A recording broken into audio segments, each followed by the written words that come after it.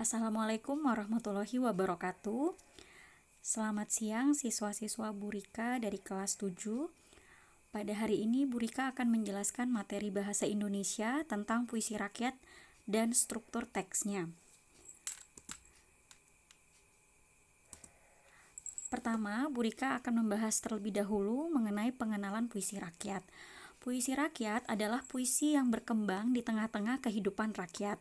Puisi rakyat tumbuh secara turun-temurun dan merupakan bagian dari kebudayaan suatu kelompok masyarakat. Adapun beberapa jenis puisi rakyat diantaranya ialah pantun, syair, dan gurindam.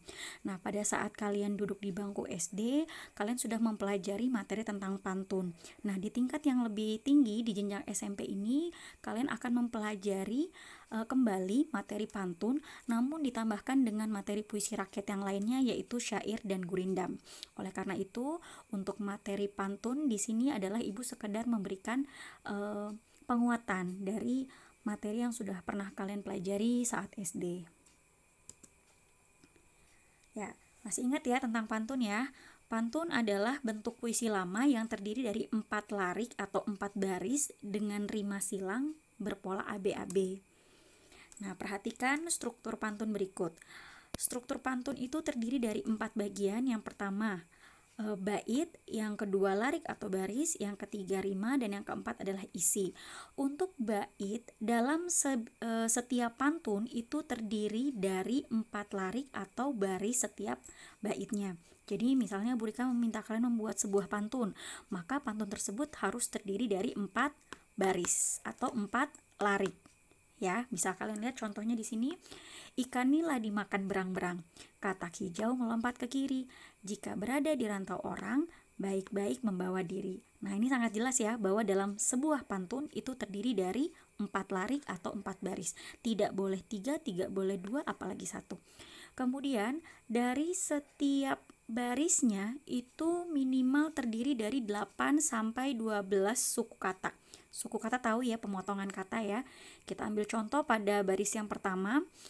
Ikan nila dimakan berang-berang. Kalau kita hitung suku katanya atau potongan-potongan katanya menjadi ikan nila dimakan berang-berang.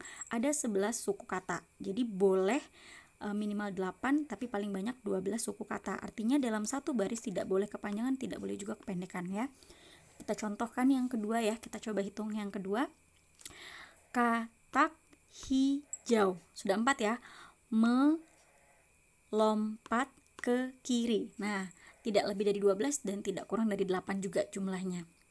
Yang ketiga, berkaitan dengan rima. Rima itu adalah bunyi akhir ya, bahwa pantun itu rima akhirnya harus berpola ABAB. Maksudnya ABAB adalah dia polanya berpasangan.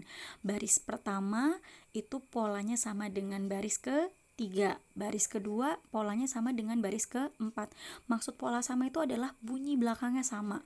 Boleh satu huruf ya. Kita lihat baris pertama itu dengan baris ketiga yang sama adalah 3 huruf belakangnya. Ang, seperti itu ya. Kemudian baris kedua bunyi akhirnya harus sama dengan baris keempat. Bunyinya adalah iri. Boleh nggak kalau yang sama cuma 1 huruf saja? Boleh 2 huruf, boleh juga 3 huruf. Yang penting berpasangan. Baris pertama berpasangan dengan baris ketiga, baris kedua berpasangan dengan baris keempat. Makanya disebut polanya ABAB. Seperti itu ya. Kemudian untuk pantun, baris pertama dengan baris kedua itu disebut dengan sampiran ya, sedangkan baris ketiga dan keempat itu disebut dengan isi. Nah, dalam sebuah pantun itu lebih menekankan atau mengutamakan isi ya. Jadi pada saat kalian diminta untuk membuat pantun, maka kalian harus memikirkan dulu isi pantunnya apa, kemudian baru membuat sampirannya. Jangan dibalik, buat sampiran baru isi dulu, tapi isinya dulu baru membuat sampiran. Seperti itu ya. Jadi baris pertama dan baris kedua itu sampiran, baris ketiga dan keempat disebut dengan isi.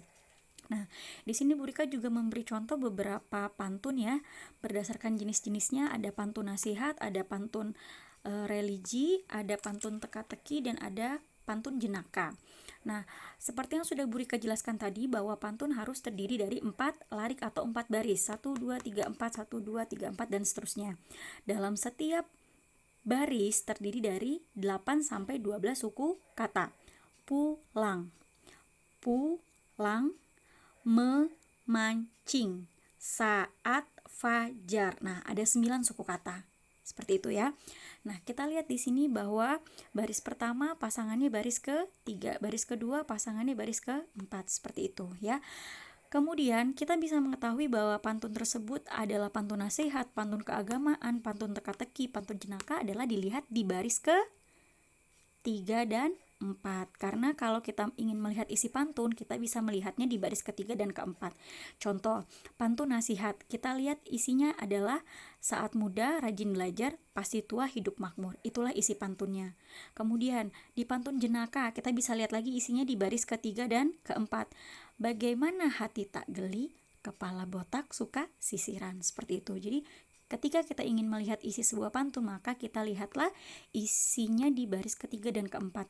Jika kita ingin mengetahui jenis pantun tersebut apa jenisnya, maka kita juga bisa melihat dari isinya di baris ke-3 dan baris ke-4. Khusus pantun teka-teki, ya, di dalam pantun teka-teki itu juga disediakan jawabannya. Nah, contohnya, bila dikau suka berenang, apa binatang seperti payung? Nah, disediakan jawabannya di dalam kurung. Seperti ini ya. Berikutnya, nah ini materi baru ya, Bu Rika akan menjelaskan tentang syair. Syair itu berasal dari bahasa Arab, yaitu syu'ur yang berarti perasaan. Nah, kata syu'ur ini berkembang menjadi kata syi'ru yang berarti puisi dalam pengertian umum. Namun di sini karena jenisnya adalah puisi rakyat, untuk syair di sini adalah jenis puisi rakyat atau jenis puisi yang terikat. Artinya dia bukan puisi bebas. Nah, terikatnya di sini terikat oleh apa? Terikat oleh bait. Bahwa dalam setiap bait syair itu terdiri dari 4. Boleh nggak syairnya itu lebih dari 1 bait? Boleh, tapi dalam 1 bait itu terdiri dari 4 baris. Nanti di bait kedua juga 4 baris. Itu namanya syair. Nah, larik atau baris syair itu sama dengan pantun tadi. Jumlah suku katanya harus 8 sampai 12 suku kata. Contoh, inilah 3 ya. Gerangan suatu madah. Nah, ada 11 suku kata. Jadi boleh 8, maksimal 12, sama seperti pantun. Kemudian rima. Nah, rimanya itu berbeda dengan pantun. Kalau pantun itu ABAB, kalau syair itu polanya AAA. A ya. Jadi bunyi belakangnya sama semua. Seperti pantun tadi, bahwa bunyi belakang itu atau rimanya boleh 1 huruf yang sama, boleh 2, boleh 3. Nah, kalau di sini contohnya adalah 2 huruf sama ya, sama semua. Jadi madah, indah, berpindah, sudah. Jadi huruf belakangnya sama semua. Itu pola syair. Huruf belakangnya sama semua ya. Kemudian untuk segi isi, kalau pantun tadi isinya ada di baris ke-3 dan ke-4. Kalau syair semuanya ini berupa isi. Ya, karena syair ini puisi lama. Dia puisi ya, puisi, tapi puisinya itu terikat oleh sejumlah aturan ini, bukan puisi bebas yang biasa kalian buat. Kalau syair tuh dia ada aturannya seperti ini ya. Jadi terdiri dari 4 baris dalam setiap baitnya, kemudian terdiri dari 8 sampai 12 suku kata, rima akhirnya a atau dalam artian bahwa bunyi huruf akhirnya itu sama semua, boleh 1 huruf, boleh 2 huruf, yang penting sama semua. Kemudian isinya itu ada di setiap baris. Jadi setiap baris ini adalah berupa isi dari perasaan sang penyair. Nah, ini ada contoh syair lagi ya. Ini contoh syair yang terdiri dari 2 bait. Boleh syair itu lebih dari 1 bait ya, berbeda dengan pantun. Kalau pantun itu terdiri dari 1 bait saja dan terdiri dari 4 baris setiap baitnya. Nah, kalau syair itu boleh lebih dari 1 bait. Ini kalau kita lihat syair itu ada 2 bait ya di sini contohnya. Setiap baitnya terdiri dari 4 baris ya, dan bunyi belakangnya hurufnya sama semua. Dengarlah wahai anak kanda, rajinlah belajar sepanjang masa. Ilmu tiada pernah habis dieja, sebagai bekal sepanjang usia. Dengan ilmu engkau terjaga dari suramnya waktu dan masa. Cemerlang akan senantiasa menyinari dirimu di masa dewasa. Jadi semuanya bunyinya sama ya. Oke, kita lanjut ke gurindam. Gurindam adalah jenis puisi lama yang hanya terdiri dari 2 baris di dalam satu baitnya. Pada baris pertama baris berisi tentang perbuatan yang ada di baris kedua merupakan suatu akibat yang ditimbulkan dari perbuatan tersebut.